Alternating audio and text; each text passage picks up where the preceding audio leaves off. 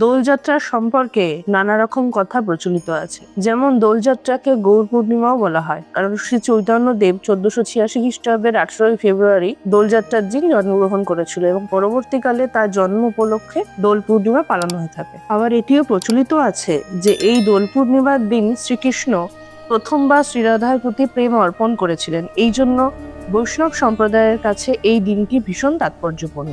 এছাড়া গীত গোবিন্দ, বিদ্যাবতীর পদাবলী, চণ্ডীদাস কাব্যেও দোলযাত্রার চিত্র বর্ণিত আছে। সম্রাট হর্ষবর্ধনের লেখা রত্নাবলী নাটকেও হোলি খেলার উল্লেখ পাওয়া যায়। এছাড়া আলবেরুনির লেখাতেও ভারতবর্ষে হোলি খেলার উল্লেখ পাওয়া যায়। এই দোল উৎসব শুধু ভারতবর্ষে নয়, বিশ্বব্যাপী উৎসব পালন হয়ে থাকে। দক্ষিণ ভারতের বিজয়নগরের একটি মন্দিরের গায়ে রাজকুমার ও রাজকুমারীর হোলি খেলার চিত্র বর্ণিত আছে। আমরা যেমন এই উৎসবকে দোল উৎসব নামে জানি, প্রাচীন ভারতে এটি হোলিকা দহন নামে পরিচিত। অসুররাজ হিরণ্যকশিপুর অমরত্ব লাভ করার পর দাম্ভিক এবং অহংকারী হয়ে ওঠে। তার পুত্র প্রহ্লাদ ছিলেন বিষ্ণু ভক্তিতে অটল। তিনি বিষ্ণুর প্রতি এতটাই অটল ছিলেন, সেই কারণে হিরণ্যকশিপুর রাগে বিদ্বেষে তিনি তার পুত্রকে নানাভাবে হত্যা করার চেষ্টা করেন এবং এর জন্য হিরণ্যকশিপুর তার বোন হোলিকার কাছে সাহায্য নেন।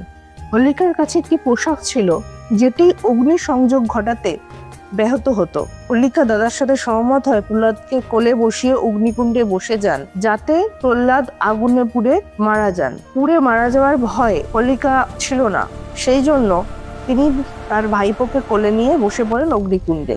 কিন্তু শ্রী বিষ্ণুর কৃপায় তার সেই পোশাক উড়ে গিয়ে প্রহ্লাদের গায়ে আবৃত হয় এবং হোলিকা সেই আগুনে দগ্ধ হয়। পরবর্তীতে বিষ্ণুর এক অবতার নৃসিংহ অবতারের হাতে হিরণ্যকশিপু নিহত হন।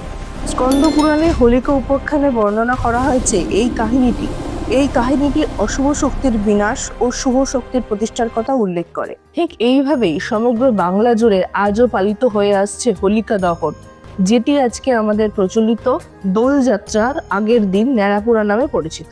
এইভাবেই ভারতবর্ষের ইতিহাসে নানা ভাগে নানা অধ্যায় দোলযাত্রার কাহিনী বর্ণিত আছে। এরকম আরো ভিডিও দেখতে চোখ রাখুন আমাদের ইউটিউব এবং ফেসবুক পেজে। চ্যানেলটিকে সাবস্ক্রাইব করুন, পেজটিকে ফলো করুন আর আপনাদের মূল্যবান মতামত দিন আমাদের কমেন্ট বক্সের মাধ্যমে আর শেয়ার করুন। আজ এই পর্যন্তই, আবার দেখা হবে অন্য কোনো ভিডিওর সঙ্গে। ধন্যবাদ।